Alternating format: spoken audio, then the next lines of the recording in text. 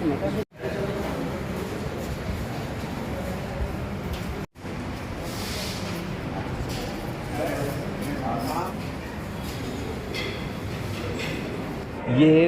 Drawing grade परीक्षा है।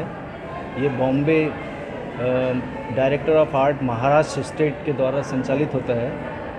ये पूरे छत्तीसगढ़ का एकमात्र सेंटर स्टेट हाई स्कूल है जो कि 80 वर्षों से सतत परीक्षा संचालित किया जा रहा है।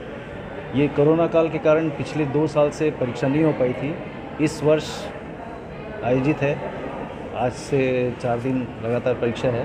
एलिमेंट्री में 64 बच्चे शामिल हो रहे हैं और इंटरमीडिएट ड्राइंग में 45 बच्चे शामिल हो रहे हैं। पूरे राज्य से ये बच्चे परीक्षा देने आए हुए हैं।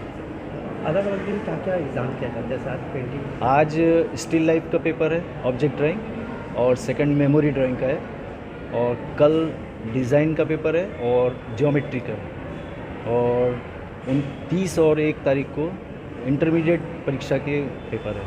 इसी प्रकार 4 पेपर है। शुभ नाम बताएं। मैं Sunil Bhagwat, state high school Rajnandgaon.